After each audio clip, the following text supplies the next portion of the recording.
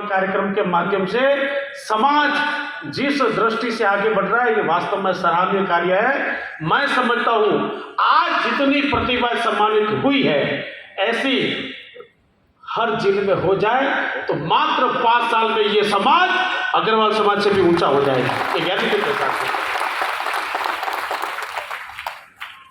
इस समाज में हमने जन्म लिया है, हमको गौरव भी है।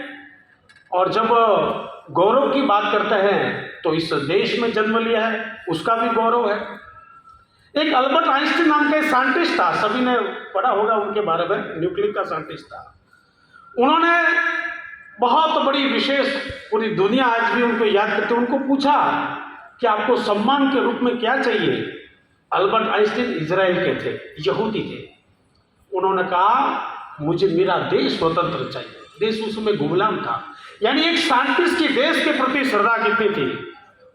सारी इजराइल के यहूदी सारी दुनिया में 1800 साल तक घूमते रहे, अपने समाज को, अपने देश के लिए संघर्ष करते थे 1800 साल तक। और ये यहूदी जब दूसरे यहूदी को मिलता था तो कहता था next year we shall meet in Jerusalem. Israel की राजधानी यरूशलेम है। और ये समाज भी 50-60 वर्षों के संघर्षों के कारण, जगदीश सिंह जी सिसोदिया होंगे, नयन सिंह जी होंगे, अनेकों ऐसे समाज के ऐसे जो नेतृत्व करता होंगे, उनकी बदौलत आज हम ऐसी स्थिति में कि हमारी प्रतिभाओं का सम्मान कर सकते हैं। मैं मेरा उदाहरण लूँ, मेरे 10वीं में 79% थे, लेकिन उस समय कोई प्रतिभावान कार्यक्रम नहीं होते थे। मेरे 12वीं में 84% थे, लेकिन उस समय कोई प्रतिभा। लेकिन आज बड़ा आनंद आता है कि ऐसे हमारी प्रतिभाओं का सम्मान हो रहा है। आज मैं देख रहा था, बहुत आनंद आ रहा था, कितनी प्रतिभा है। और ये प्रतिभा जब मन में, जैसे यहूदी अपने मन में देश का संकल्प रखते थे, वैसे ही ये सारी प्रतिभा मन में संकल्प कर ले कि मैं अधिकारी हूं और अधिकारी के साथ में एक समाज का एक नेतृत्व करती प्रतिभा हूं। मैं आने वाले 10 और प्रतिभाओं को मेरे जैसे बनाऊंगी। तो न जाने ये समाज कहां पहुंचेगा जिसकी संकल्पना हम नहीं कर सकते। जब देश, धर्म, राष्ट्र की बात करते हैं, अपने सामने कई उदाहरण आते हैं और इस उदाहरणों को लेकर हम प्रतिभाएं समाज के लिए तो कुछ करेंगे, लेकिन राष्ट्र के लिए भी करने का हमारा उत्तरदायित्व बनता है।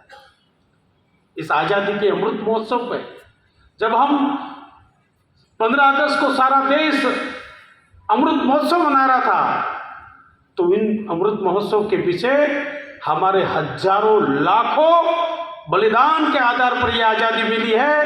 ये ऐसे ही आज़ादी नहीं मिली है।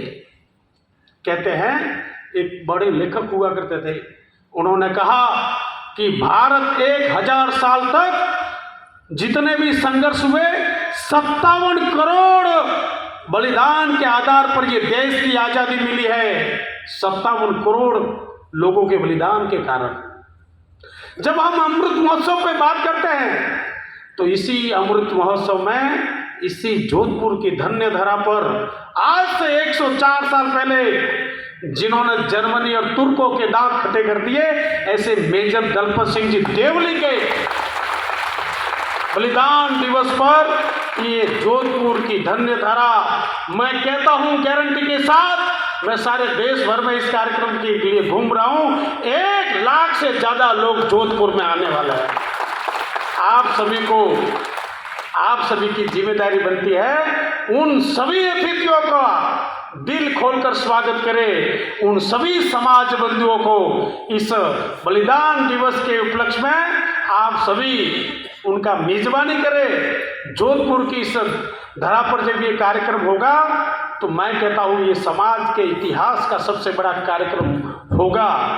साथ साथ में आज मंच के उद्घोषण ने भी खूब सारी अच्छी बातें सबके संदर्भ में रखी, बहुत शानदार बात रखी। और मैंने कहा कि मेरे जीवन का सबसे पहला ये कार्यक्रम है। इतनी प्रतिभा है, मैं देवी सिंह जी को बता रहा था, इतने परसेंटेज 95, 97, कोई क्रिकेट में अव्वल, कोई तीरंदाजी में अव्वल, कोई मुक्केबाजी में अव्वल, क्या प्रतिभा थी। वास्तव में इस प्रकार से अगर समाज की प्रतिभाओं का दिन रात बढ़ना अगर तो ये समाज की प्रगति निश्चित है। मैं समाज के उन नेतृत्वकर्ताओं को भी कहता हूं कि वास्तव में जिस दिन समाज के प्रतिभा समाज का नेतृत्व ले लेंगे, ये समाज ऊंचाइयों की बुलंदियों पर पहुंच जाएगा। इस समाज के सर्वांगीण विकास के लिए हम सब कार्यरत है। मैं चाहता हूं कि हमारी दीदी राजस्थान के विधानसभा में एक बैठी है, 23 सितंबर के बाद उनके साथ में 4 और उनकी पार्टी के लोग विधानसभा में बैठे। हमारे जबर सिंह जी एक बैठे हैं, उनके साथ और भी 4 बंधु, ऐसे 10 विधायक राजस्थान की विधानसभा में बैठे। हमारी प्रतिभाओं को सुनिश्चित उनका स्थान प्राप्त हो, इसलिए राजनीति की दृष्टि से भी श्रेष्ठ बने।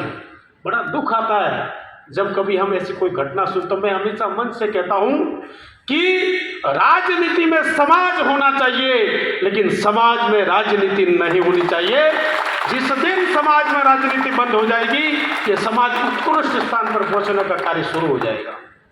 मैं और ज्यादा कुछ ना कहते हुए मैं उन सभी प्रतिभाओं को बधाई देता हूं और उन प्रतिभाओं को इस मंच के माध्यम से कहता हूं कि बेटे, आप भी अपने जैसे 10 प्रतिभाओं का और आपके जैसे बनाना और इस समाज के निर्माण में आपकी योग्य भूमिका हो, इस हेतु से आप सबका प्रयास हो।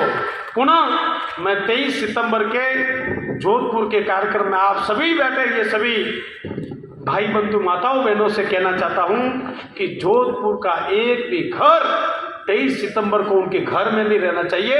वो रावण के चबूतरे में मेजर दलपत सिंह जी की जय जयकार के नारों के साथ में उस रावण के चबूतरे में होना चाहिए। जो आज से केवल अब एक महीना बाकी है, 1 महीने में यहाँ लगभग 400-500 लोग बैठे हैं। सभी तय कीजिए कि मैं तो इस कार्यक्रम में आऊंगा, लेकिन मेरी सोसाइटी में रहने वाले सभी समाज बंधुओं को इस कार्यक्रम में आने का मैं आमंत्रण दूंगा। ऐसा अगर विश्वास है, ऐसा कोई कर सकता है कि मैं तो आऊंगा, मेरा परिवार आएगा, लेकिन मेरे साथ में मैं 10 और समाज बंधुओं को 10 परिवार को लेके आऊंगा। अगर आप में से ऐसा कोई संकल्प लेता तो दोनों हाथ खड़े करके मुझे वादा कीजिए कि मैं इस कार्यक्रम में उन सभी को लाऊंगा।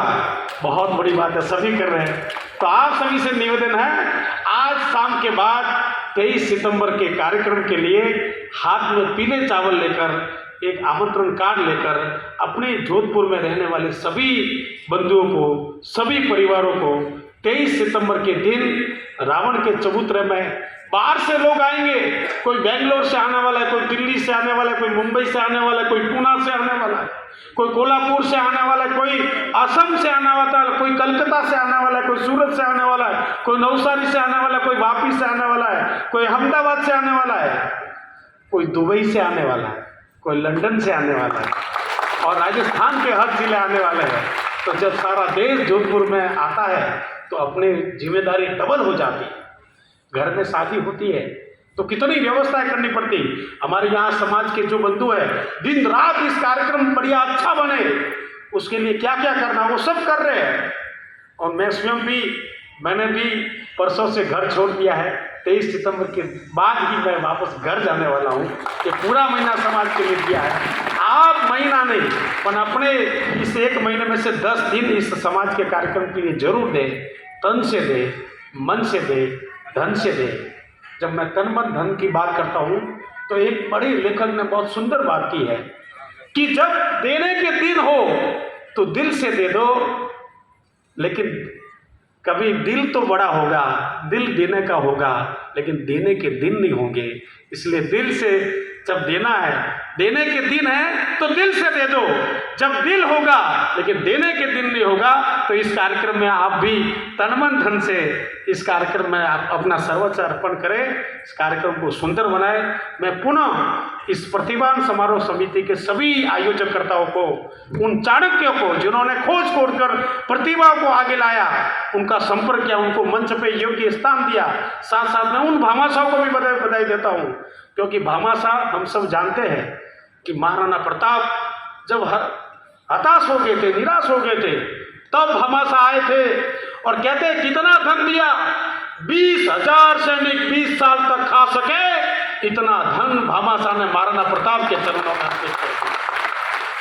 जब हम बात करते हैं एक 10 साल का 12 साल का एक जोरावर सिंह, फतेह सिंह, गुरु गोविंद सिंह के 4 पुत्र थे। 2 पुत्र चमकौर के युद्ध में शहीद हो गए। 2 पुत्रों को वहां के नवाब ने पकड़ा, उनको दरबार में हाजिर कर कहा, तुम तो बड़े छोटे हो, तुम अभी राष्ट्र और धर्म की क्या बात करते हो?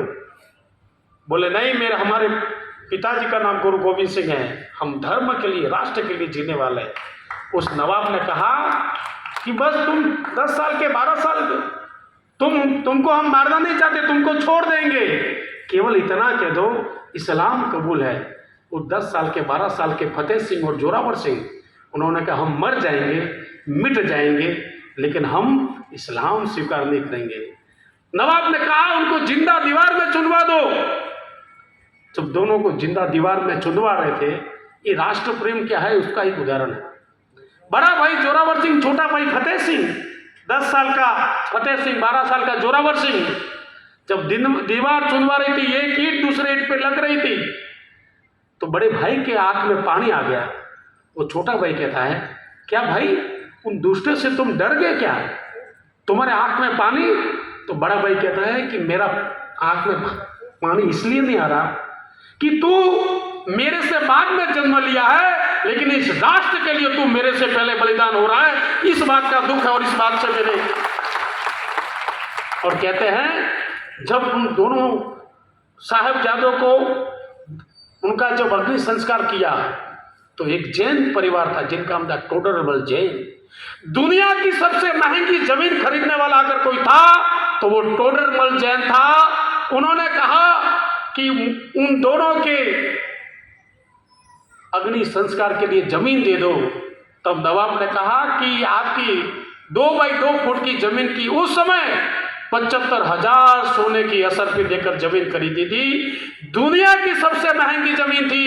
अभी 2 साल पहले दिल्ली में एक गुरुद्वारा का निर्माण किया, सिखों ने उस भवन का नाम रखा टोडरमल जैन भवन।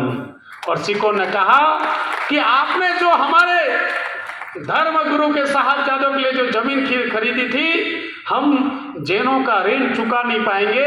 हम इस भवन का नाम इसलिए रखा है कि हमारे जब तक सिख संप्रदाय रहेगा तब तक टोडरमल जैन को कोई भूलने वाला नहीं, जब तक ये राष्ट्र रहेगा भामाशाह को भूलने वाला नहीं। आइए सभी भामाशाह ऐसे ही हम इस समाज के लिए, इस राष्ट्र के लिए, इस देश के लिए और अपनी रावणापुर समाज के लिए ऐसे ही भामाशाह, टोडरमल और भामाशाह बनकर तन-मन धन से समाज के सभी प्रतिभाओं को आगे बढ़ाते हुए 23 सितंबर के इस कार्यक्रम को सफलता करते हुए अपने देने के दिल से दीजिए और इस राष्ट्र के निर्माण में, समाज को आगे बढ़ाने में अपनी भूमिका निभाइए। पुनः मैं आप सभी को बधाई देता हूं और उन प्रतिभाओं को वापस दिल से वंदन करता हूं। आप सभी अपने जीवन में 10 प्रतिभाओं का और किसी का गाइडेंस बनकर, किसी का मार्गदर्शक बनकर उन प्रतिभाओं का निर्माण करना। इतनी बात करके मेरी वाणी को विराम देता हूं। भारत माता की जय।